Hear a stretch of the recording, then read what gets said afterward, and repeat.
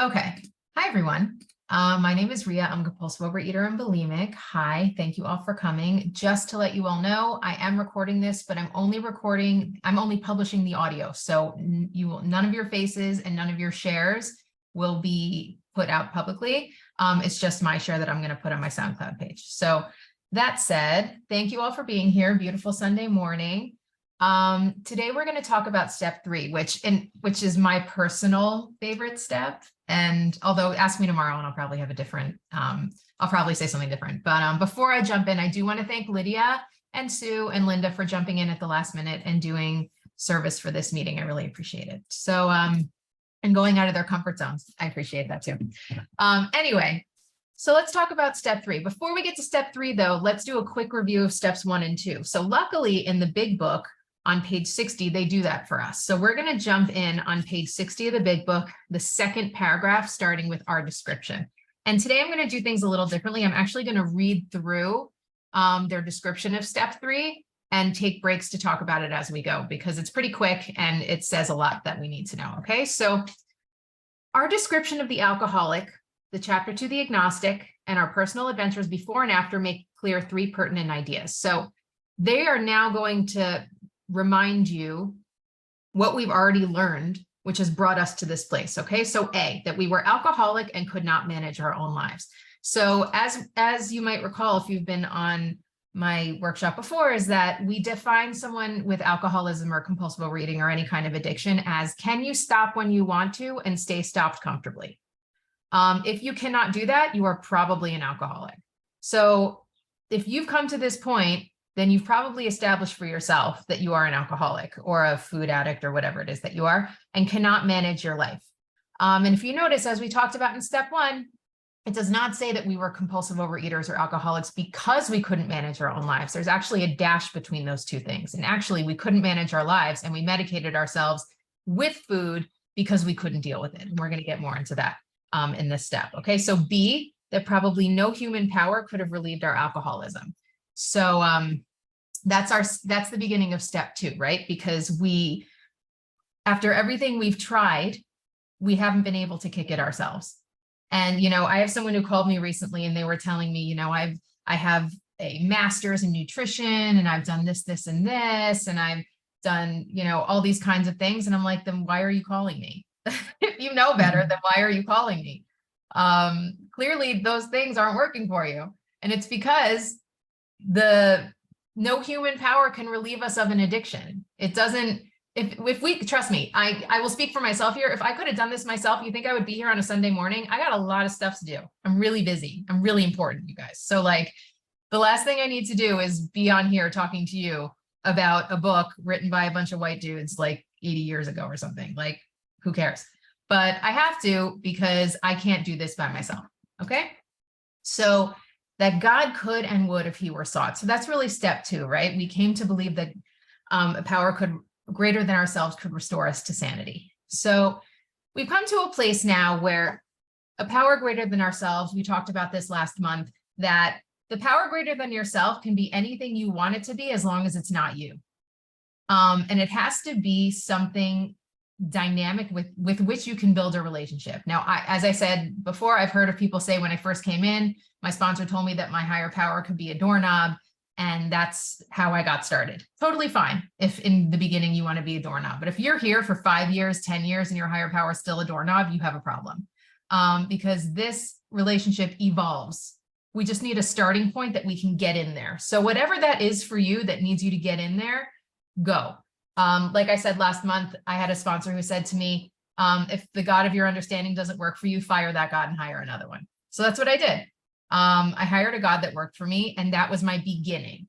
But I had to come up with something because how things were working for me was not working. So I needed something else. Okay. So now that we have established that we're alcoholics or food addicts or whatever it is you want to call yourself, that you cannot kick it yourself, that you've been to all the doctors and you've been to all the therapists and you've done all the commercial diets and you've starved yourself and have your jaw wired shut and you've done the yoga and the Pilates and the intermittent fasting and all the things. If you've done all the things and they haven't worked and you've gotten to the point where you realize there's nothing anybody can do and you've crawled in up here on your hands and knees, and you're willing to acknowledge that there's something maybe greater than you that can fix it, you are at the point where we can start talking about step 3. Okay. So steps 1 and 2 are really, steps 1, 2, and 3 are really more conceptual steps. The action steps follow that, but sometimes steps 1 through 3 can take years. And then 4, 5, 6, 7, 8, 9, you can do in like a matter of months. So like but once you're there, then it starts going, but it takes what it takes. It takes what it takes. But anyway, so let's keep reading. Okay. Page 60, being convinced, we were at step 3, which is that we decided to turn our will and our life over to God as we understood him. Just what do we mean by that? And just what do we do? The first requirement is that we be convinced that any life run on self-will can hardly be a success. On that basis, we are almost always in collision with something or somebody, even though our motives are good. Okay, so this is contrary to what we're told every single day in Western society, which is if you want something to happen, you go out there and you make it happen. You pull yourselves up by the bootstraps, you go out there and get it, girl. Like you go do it.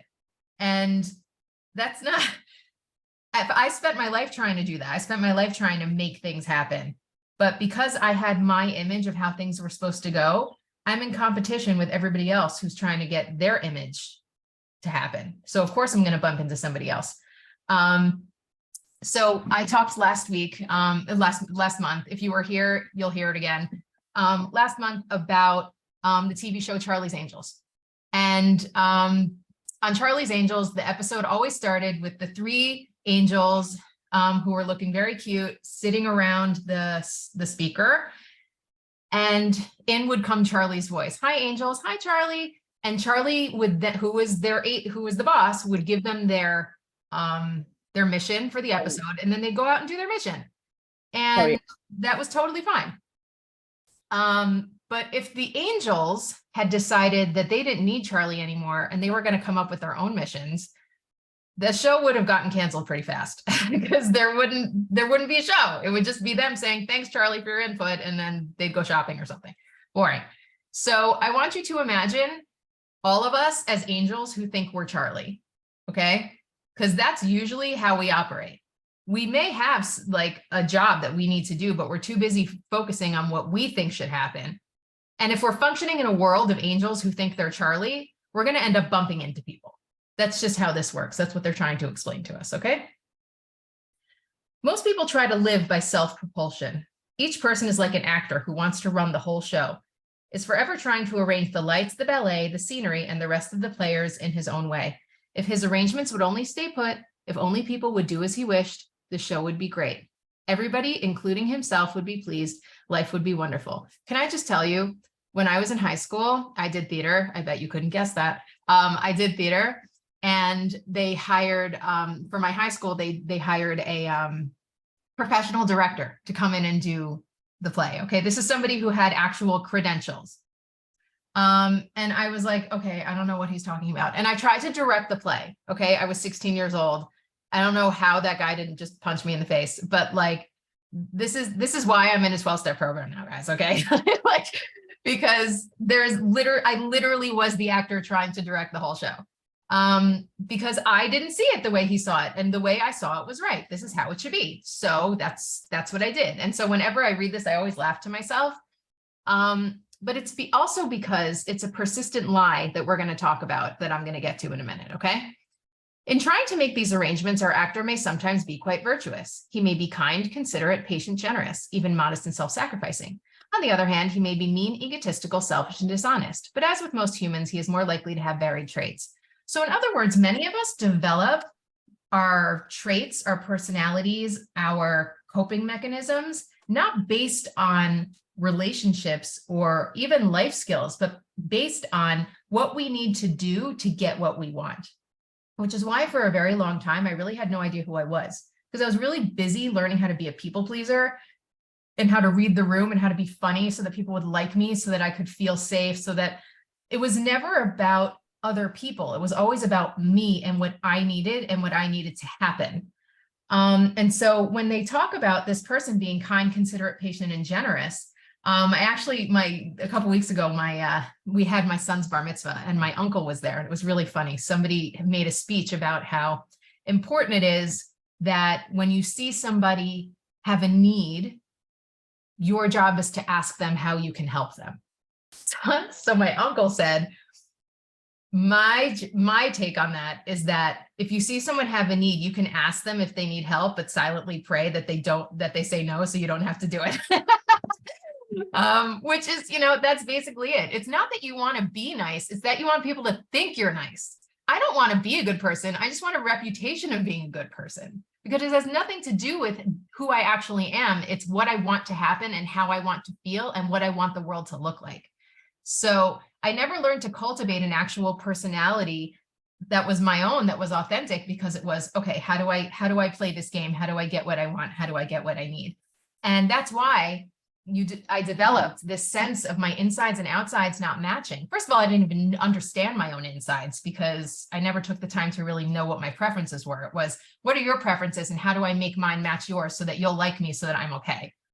But it's very painful, sustained over a long time, when the insides and outsides don't match. It's very lonely, which of course feeds addiction. So anyway, let's keep going. What usually happens?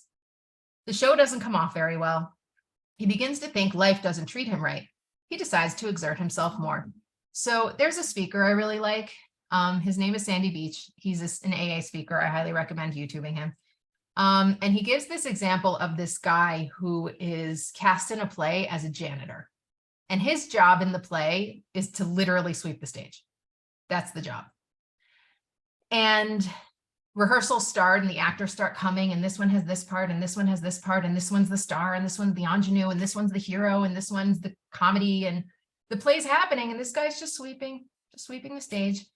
And somewhere in there, he gets this idea that he should be the star of the show, that they should write a show about a janitor who's sweeping.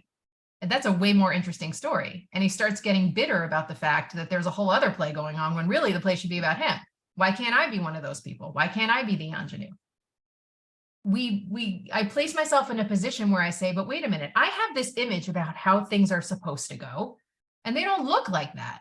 So that means that I'm getting the sticky end of the lollipop, that my life doesn't work out. Everything's against me all the time. And I'll tell you something really interesting, because, so I was in theater for a reason, in that I wanted to be famous, because when you're famous, nothing bad can happen to you and everything's perfect. And your life is perfect and everyone loves you and no one can be mean to you ever. So basically, like, I would just be better than everyone. So that didn't happen, thank God. And even about 10 years ago, I always had this monkey on my back.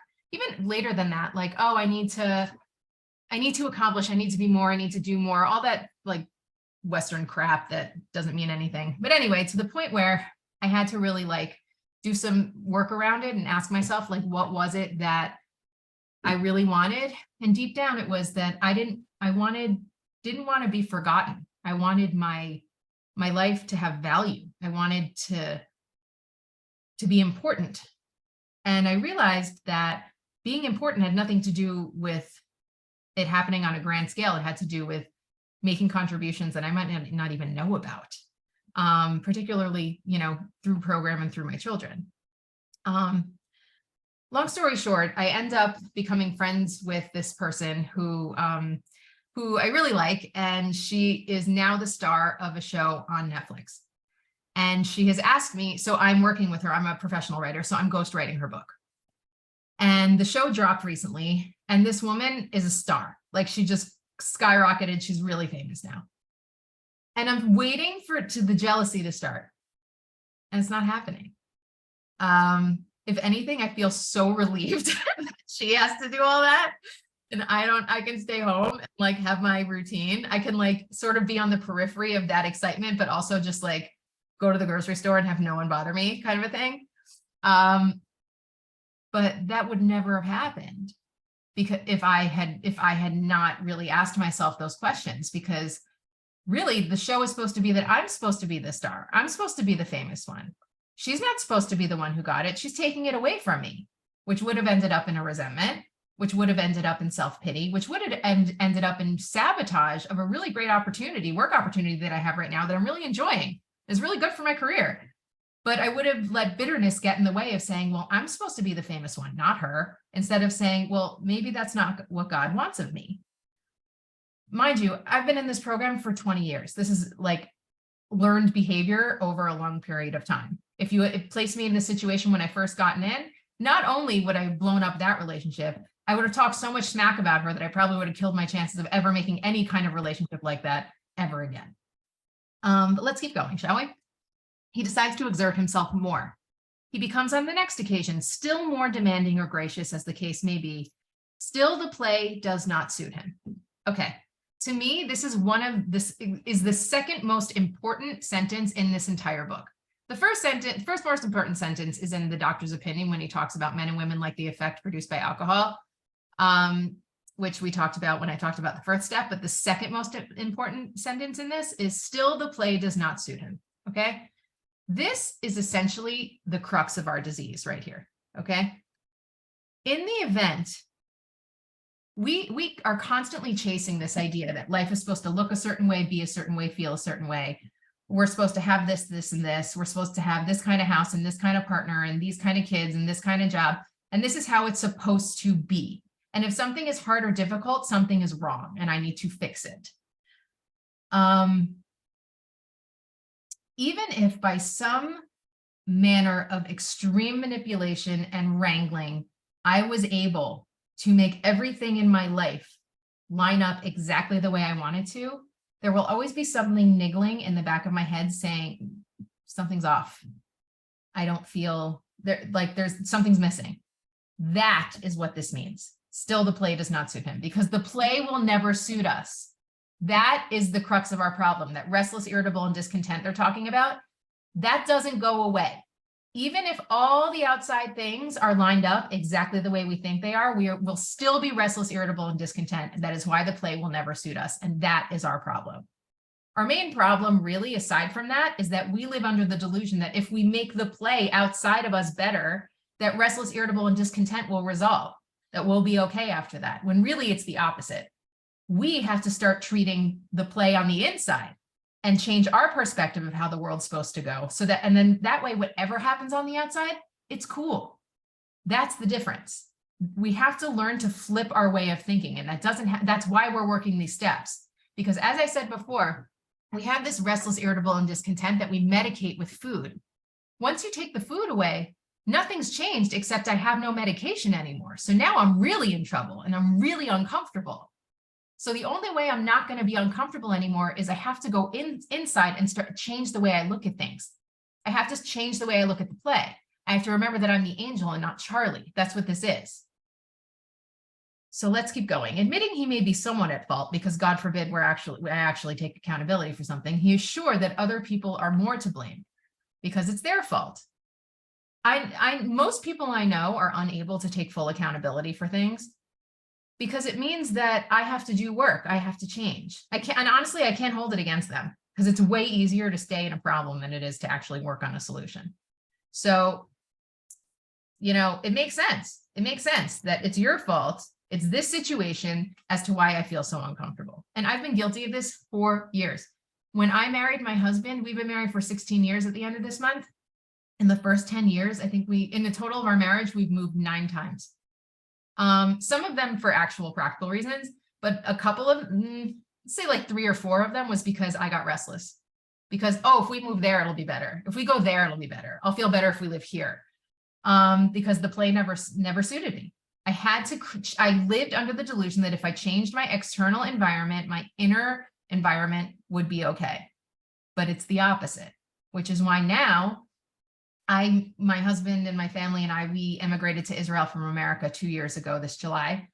And it's probably definitely one of the hardest times of my whole life, but I'm totally serene. I wasn't always, not the whole time. You can ask my sponsor. 2 months ago, I was ready to jump ship, but I've come to a place of real serenity about it because I have let go of the delusion that it doesn't matter. External circumstances don't have to determine my sense of peace. And it's because I let go of the idea that everything's supposed to be okay all the time, because it's not. So let's keep going. He becomes angry, indignant, and self-pitying. Oh, that is me. That was me even 2 months ago. It's not supposed to be this way. And I work so hard and I do so much You know, especially like women, we do so much. We do all the things. Okay. Let's be real here. Okay. Like nobody would survive if we did not do all the things every day. Okay. And it's easy to say, oh, God, it's not fair. I do everything. I push so hard. Nobody respects me. Nobody appreciates me. I get jack crap out of this. This is just, you know, marriage is like a big play for indentured servitude, or maybe that's just me. I don't know. Maybe I just think that. But like, you know, but really this is the life I signed up for and I want it. If I really am unhappy and don't want this life, I'm free to leave it whenever I want to. I can go change. I can go change my circumstances. I'm not trapped anywhere. But clearly this is something I picked. I just don't want it to be hard and uncomfortable. But I think you know, maybe it's growing up in America where, you know, everything ends with like the kiss and the credits, but like no one ever said that life was going to be fair and easy and happy all the time. No one ever said that. But I chased that idea for a very long time and then got pissed off when life didn't do that. Okay, so here we go. What is his basic trouble? Is he really not a self-seeker when trying to be kind? Right? We do the things we do in order to get what we want, not out of a genuine desire to contribute to society. First of all, anyone will tell you that when they say to me that I'm nice, I'm like, God, I hope not. I am not a nice person. I never claim to be nice.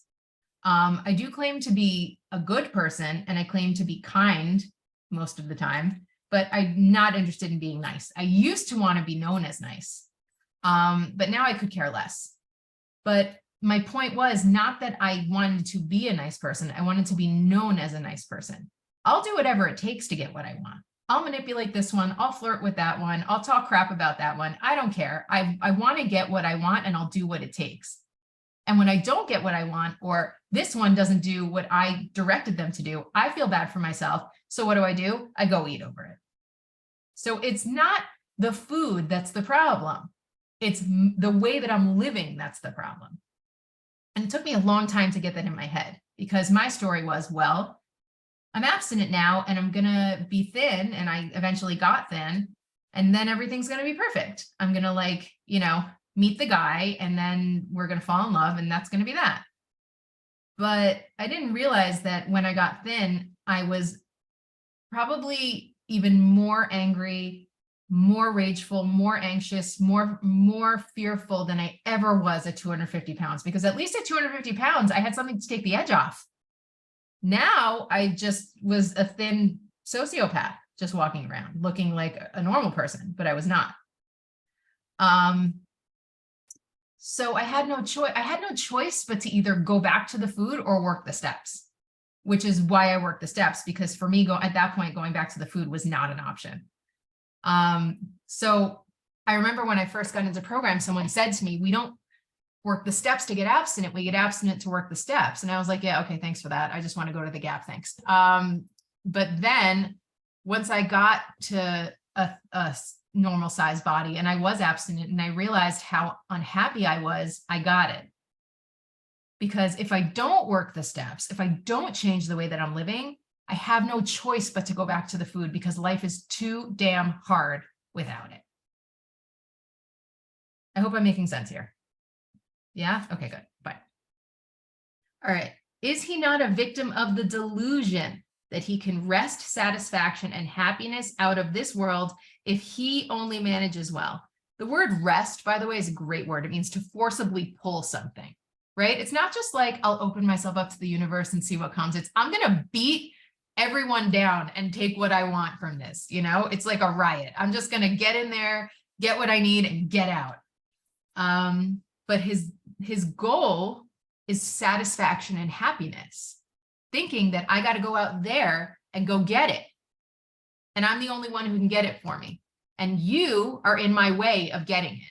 That's why I could never have a relationship. It was because I wasn't looking at people as people. I was looking at them as obstacles or vehicles to getting what I wanted. And then I was wondering, well, why can't I maintain a friendship? Why do guys break up with me? Why, you know, it's because I didn't have relationships with them. I was just using them to get whatever it was that I wanted, whether it be adoration or popularity or a ride somewhere. It didn't matter. I just wanted to feel good. I wanted to be satisfied and happy. And to be fair, we do live in a world that tells us that we will be satisfied and happy if we just buy enough stuff. If we have this house and we drive that car and we get that job and we have this wardrobe and we do our makeup like that Instagram video, everyone's going to love us. But it's not true. And I'll tell you something, being on the other side of this celebrity thing with my friend has reinforced that for me so much.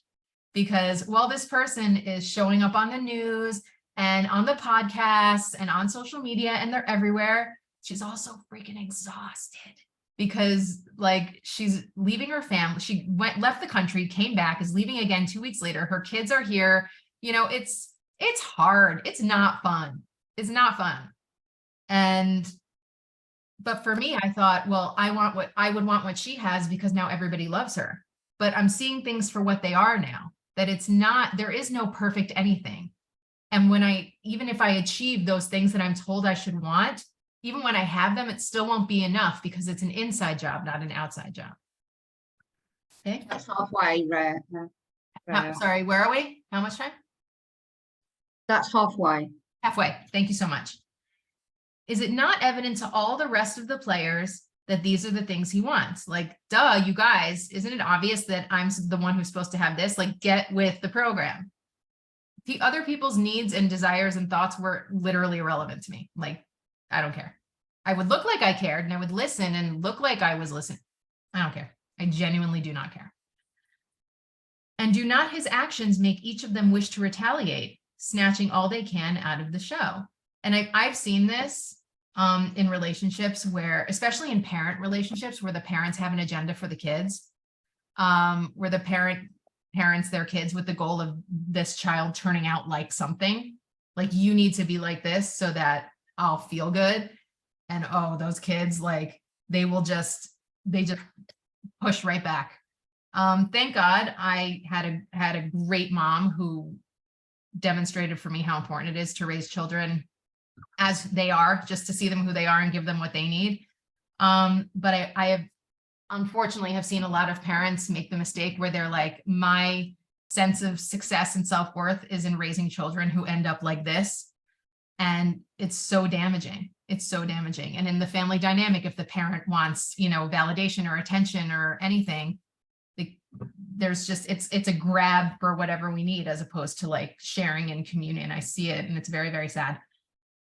Is he not even in his best moments a producer of confusion rather than harmony? And that was 100% me when I was growing up. As a compulsive overeater in my family, I was the oldest of 4 kids. And I demanded a lot of my mom, specifically my mom.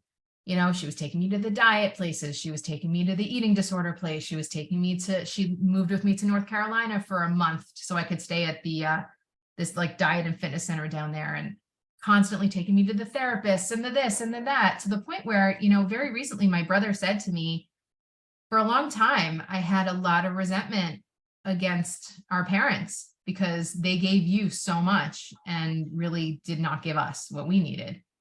And honestly, I didn't even think of them. I did not even think about the effect that what I did had on my siblings. Even when my sister, who was 5 years younger than me, figured out that I was bulimic and was, purging in our bathroom, and it terrified her. And she told our mother, like, I was just mad at her for getting in my way because this was my way of being thin. Not thinking about, oh, that could be really traumatic for her as a 10-year-old listening to that. Didn't think about it.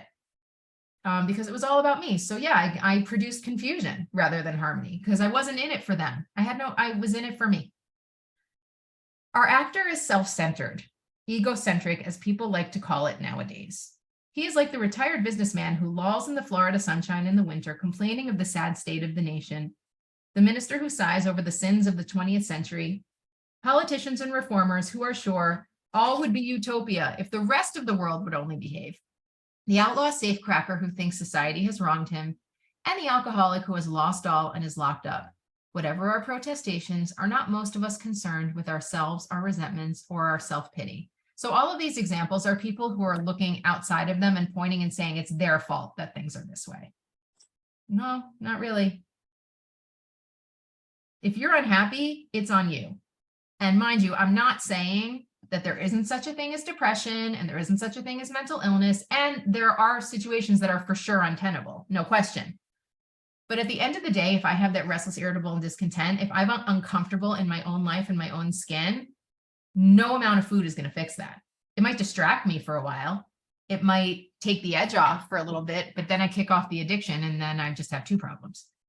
And once I take that, the reason that they jump into this so hard is because step one is really the only one where they talk about alcohol. Once alcohol's out of the way, then you have to deal with the rest of it.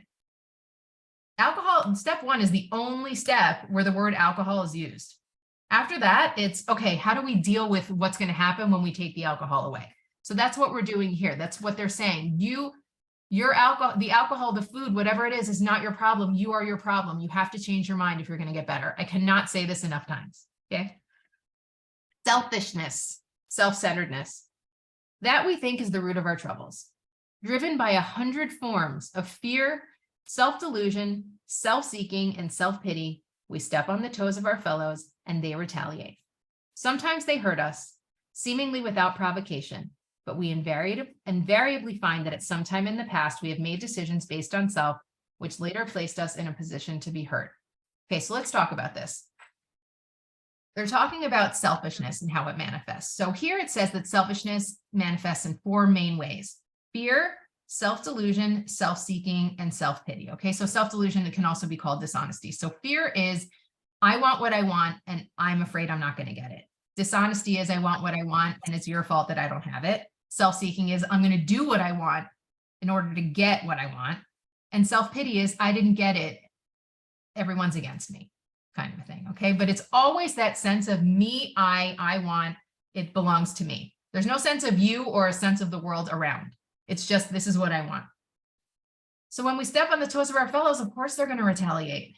You know, if I'm in the grocery store and I'm walking down the aisle and there's someone, and I want to get a box of pasta, let's say, for my kids, and there's a woman standing there and I push her out of the way to get a box of pasta, I mean, she's going to be pissed at me. That's just the way of things. But that's what happens every single day. And it might not be so extreme as that. Sometimes it's just something subtle that I say or do to try to get a certain outcome. But people sense it. People aren't fools. I mean, yes, people are fools. There are a lot of stupid people out there, but most people will pick up if you're trying to manipulate them to get what you want. And it will ignite fear in them because guess what? They want something too. So it becomes a game of us trying to outdo each other to get what we want. Okay. We invariably find that at some time in the past, we have made decisions based on self, which later placed us in a position to be hurt. So this there are different examples of this. There are the more extreme examples where, let's say, I want a certain job, right? And I know that somebody else is going to go out for it. So I lie to them and say that I got the job already, and then they don't apply and then I get the job. Like and then the friend finds out that I lied and then they're not friends with me anymore. So that's me being very clearly manipulative and placing myself in a position to be hurt. But there are situations where it's more subtle than that. Sometimes it's just an expectation that somebody is going to show up for me in a way that they either won't or can't. And then I feel sad that they can't do it. But really, they never could. You know, I'll give you an example. My father, my mom died 14 years ago. And my father, God bless him, I believe very strongly is on the autism spectrum. And so socially, emotionally, just does not have a lot of skills. My mother was really the one who was the nurturer and the one who was really the glue for our family. And my father really does not have the tools to take care of me the way he needs to, or to take care of me, to like engage emotionally, I should say. And there have been a lot of things that have happened, particularly with his new wife, who's really unkind, that have really sucked. And for a while, I was really angry about it. And then I had to do some work on it. And I realized that my father is acting in character. He never promised to do anything except be himself. So if I'm angry, it's because I expected him to be something else or to do something else. Even if I think that doing something else was right and fair, it doesn't matter because that's not who he is. So those very subtle expectations are the things that hurt me. He's not hurting me. He's being himself and doing the best he can. Do I think that he could do better? No. Do I think he should do better? Maybe, but he can't, so it's irrelevant. What I think he should be, or what I think this whole situation should look like, is irrelevant. This is what it is. And if I expect it to be different, then I am setting myself up to be hurt. You know, I want love. I want parental attention and validation. So I go to get it from the parent that I have who's living. He can't give it to me. So then I feel self-pity that my father can't give me what I need. Well, whose fault is that? He can't. So I can either look for it elsewhere, find, you know, mentors and, you know, sponsors and people who can give me that guidance, or I can give it to myself because I'm a big girl. You know, I'm 41 years old. I can do that. But for many years, I ran myself into the wall saying, but he's my dad. He's not supposed to be like, this is what fathers do. Maybe some fathers, but not mine. Like, it's just what it is. It's when I fight with reality that I end up being hurt. It's that simple. This is the play. These are the parts. This is who they are. If I want the play to be different, I'm going to get hurt. So that's what I mean. I do want to note here, though, that there are situations in which somebody has been hurt. For example, issues of abuse or sexual assault or something like that. I will say 100%, if somebody is a victim of those things, it is not your fault. You did not do anything wrong. I'm sorry that it happened to you. It's a terrible, terrible thing, and it's not right. That said, if 20 years from now, you are still angry about it and hurting yourself over it, that is on you. So I'm going to leave that there, and I'm sure people are going to have reactions to that, and that's fine. It doesn't make what happened to you right, doesn't make what happened to you fair. I'm not saying that. In my world, it should not have happened, but for whatever reason, it did. This is reality. So it's not about the fact that it shouldn't have happened. It's about the fact that it did. So if you're still fighting the fact that it happened years down the road and hurting yourself over it, that's your responsibility. Does that make sense? Okay, cool. So let's keep going. So our troubles, we think, are basically of our own making. This is actually, when I first read that, I was really depressed. I was like, oh man, I do this to myself. Now what do I do? But that's actually really good news, because if I create my own problems, then I can stop doing that. Because at the end of the day, it's my perspective is what determines how this thing's going to go. They arise out of ourselves, and the alcoholic is an extreme example of self-will run riot, though he usually doesn't think so. So self-will run riot, that means, you know, this is what I want, and I will do whatever I want in order to get it. And especially when we're lost in the food, and especially when we will do anything it takes to get to the food. I know people who have left their kids like little kids at home to go out and get food. I know somebody who unfortunately accidentally killed someone by, I guess, what you would call drunk driving, because they were reaching down to get food in their car and ended up hitting someone and killing them. These things, you know, we do these things to get our fix, to feel that satisfaction and happiness, because we're so uncomfortable and we don't see other people.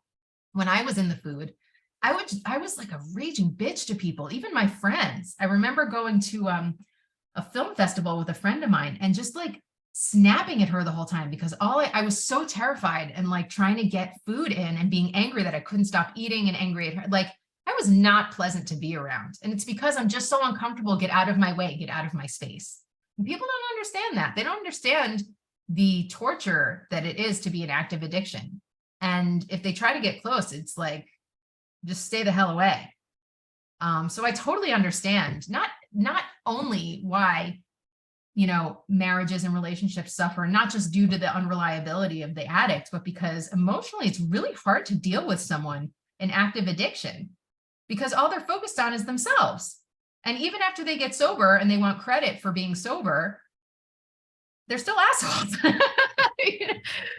You know, it says it later in the book where the farmer comes out after the tornado and says, and everything's destroyed. And he's like, isn't it great? The wind stopped blowing. It's like, I mean, look at the farm, dude. Like, look at the farm. Look at the cows. They're like all the way over there. You got to go get them now. Like, we make messes. That's what we do. And we don't realize it. And then we turn around and go, why is my life a mess? Because you made it a mess. That's why. Okay. And I say that with love, by the way. Okay. So our troubles, we think, are basically of our own making. Yes, self will run riot. Okay. Above everything, we alcoholics must be rid of this selfishness. We must, or it kills us. So in this book, they have a lot of sweet little death threats where they say doomed and death and kills. And basically they're saying, they're not joking. They're telling you that if you don't do this, you'll die. It even says it before, you can either die an alcoholic death or pick up the simple kit of spiritual tools that are laid at your feet. They're very clear about it. You can either get spiritual or die, your choice. So here they're telling you that if you don't do this, if you do not get rid of your selfishness, it's going to kill you. So here's the thing with food addiction, it's a lot easier than, let's say, alcoholism or drug addiction to convince ourselves that that's not true, because we don't necessarily have the same kind of dramatic effects that alcoholism or drug addiction have. You know, we're not smashing up hotel rooms. We're not overdosing. We're not, smashing up cars, although people do. We're not doing that stuff. So we can convince ourselves that it won't kill us. But let me tell you something. Aside from the spiritual death that comes from just being lost in food, which is a misery in and of itself, it's literally hell on earth. There is the really unglamorous and slow, painful death of diabetes and cancer and complications due to obesity and complications due to restrictive eating and all kinds of things. It just doesn't happen like that. But you better believe it'll kill you. It just might not happen within the next week, but it will. For me, I was kind of lucky because it was killing me, if not physically, emotionally, to the point where I didn't think I was going to live to 21 because I had plans to kill myself because it was just too much. It was just too much. And then after I got thin and I was abstinent, like not eating compulsively, and I realized how uncomfortable I was, I realized why I can't do this. Life is too hard. I have no other way to do this. And I'm even more uncomfortable and in pain than I was before. So why should I continue? And that's why, by the way, you have so many people in 12-step programs who may have stopped using their drug of choice and saying that they're sober, but if they don't work a 12-step program, they're miserable, which is why you have people killing themselves, or you have people sitting in meetings and saying they're 30 years sober and growling at everyone, and then complaining about their life because they're not living in the solution. They just took the problem away. So that sucks. That just really sucks. So it will kill you one way or the other. And with us, it's slower, which means it's even more painful, just sustained over a longer time. So God makes that possible, right? I want to make that clear again. Now you know you're selfish, right? I'm just as selfish. That's why I can tell you this. You guys are selfish, okay? I love it about you. We know each other, okay? You're selfish, but now that you know, now you can just not be selfish anymore, right? Nope. It's just like the food. We cannot will ourselves out of selfishness. Einstein said you cannot solve a problem with the same thinking that created it. If we have a selfish, diseased brain, our selfish, diseased brain is not going to help us not be selfish anymore. I would wake up in the morning and say, today I'm going to be a really good person. I'm going to read all the spiritual books and be nice to people and smile and feel happy about my life. And then I'd see the first other human of the day and just be like, oh God, forget it. People are too hard. The only person who can relieve us of our selfishness is God. It's the only entity that can relieve us of that is God. It's the same thing as the food. God can only relieve us of our alcoholism, and God can only relieve us of our selfishness because our default setting is that selfishness. It's said it before. We're restless, irritable, and discontent unless, again, we can experience the sense of ease and comfort that comes by taking a few drinks, okay? There is nothing you can do to make that your default setting. Just like you can't will your eye color to change, you cannot will that selfishness out of your body. It's just who we are. It's how we're made. The only way it's going to get lifted out of us is with God's help, which is what these steps are for. They are not here to help us stop eating compulsively and get thin. They are here to help us wrench all and dig out all of that selfishness that's blocking us from everybody else. And that's God's work. We are opening ourselves up and saying, God, please do the things. Just get in here and do a whole overhaul and do like a Queer Eye makeover where they just fix everything and clean it up and, zhuzh it up and vacuum and put up cute stuff from Target. Just get it out. Just get it all out. Okay? Because we cannot do it. There often seems no way of entirely getting rid of self without his aid. just said that. Many of us had moral and philosophical convictions galore, but we could not live up to them, even though we would have liked to. Again, when I tried to be a good person, it was because I wanted to feel good. It was not out of a desire to be a good person. I wanted to feel better. If that's my motivation, it's still selfish. So God needs to relieve me of all of my selfish motives, my survival instinct, fears, all that stuff, in order to be able to feel like I'm relying on him so I don't have to rely on myself. Neither could we reduce our self-centeredness much by wishing or trying on our own power. We had to have God's help. This is the how and why of it. Okay, so let's talk. There's an expression in Hebrew, let's talk toughness. Like, let's get practical, okay? First of all, we had to quit playing God. It didn't work. That's actually a really simple statement, right? But it's kind of everything. Like, we had to quit playing God. Playing God is not just like controlling the weather. It's, I want to be like this. I want to look like this. I want to have this amount of money. I want to have this kind of partner. I want my day to go like this. I want my boss to be like this. No, you have resigned from running your own life. There's no more of that. You are no longer in charge of how this thing goes. In other words, however your life is right now is exactly the way it should be. And your job is to just show up for it and ask for directions. Your job is to be the angel and check in with Charlie and say, what's your job for me today? My job is not to fiddle with my life and make things happen and talk to people and make them be who I want them to be. It's none of those things. I have to resign from being the boss of my own life. I'm no longer allowed to pull myself up from the by my bootstraps and make it happen, because I don't even know what it is anymore. The things that I think I'm supposed to do might be completely irrelevant. So I don't get to be God anymore over my own life. Certainly don't get to be God over you. I don't get to be God over anything. Okay? It doesn't work. 5 minutes, Rare. Thank you so much. Next, we decided that hereafter in this drama of life, God was going to be our director. In other words, we're firing ourselves and hiring God to run things now. Okay?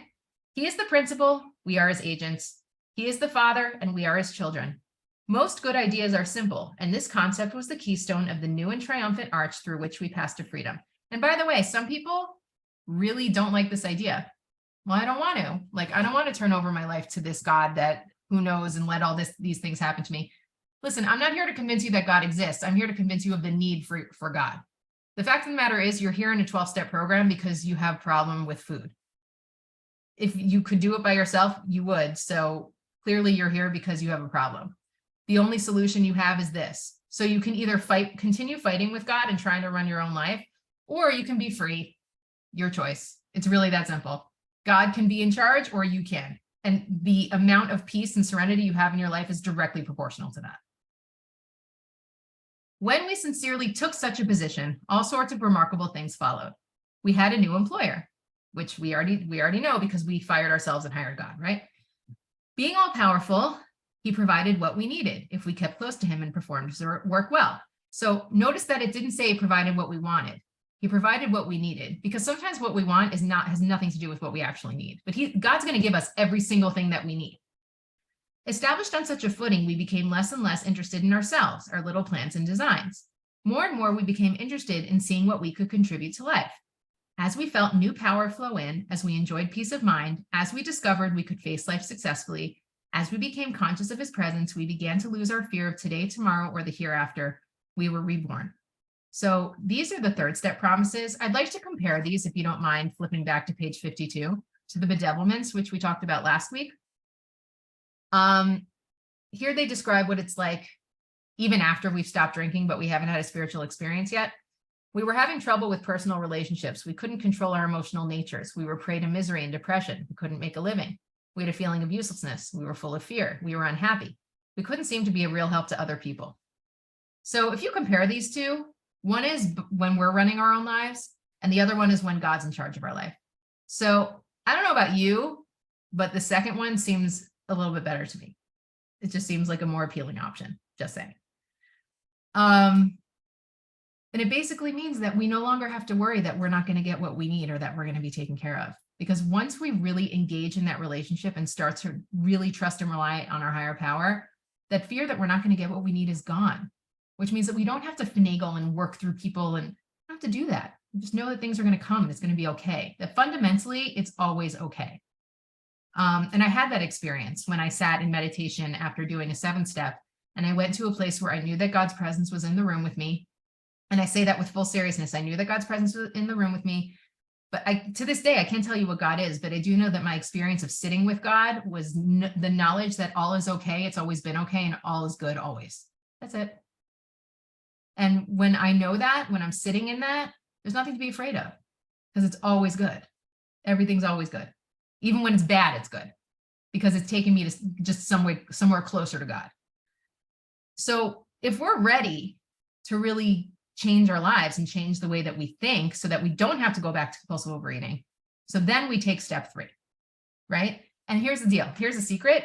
You don't have to mean it when you say it. When I was working on these steps about a decade ago with my sponsor at the time, and we got to this point, and I said, and she's like, okay, we're going to stay step 3 together. And I was like, I don't know if I mean it.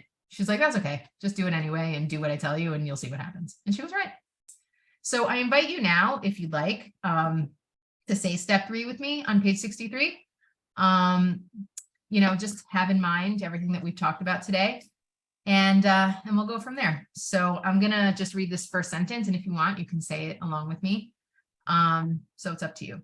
We were now at step 3. Many of us said to our maker as we understood him, God, I offer myself to thee, to build with build me, with me, with me and with me me as as thou thou wilt, as thou wilt. relieve me of of the bondage of self. I may better do I thy may will. better do thy will. Take away My my difficulties difficulties. over them, may May bear bear witness witness to those that thy will help thy thy power, thy love, and my thy love. will. May I do thy Thy will will always. always. May I do that? we thought well before taking this step, making sure That's we were time, ready. Rhea. Thank you, that we could at last abandon ourselves utterly to him. And we're going to stop there. Thanks.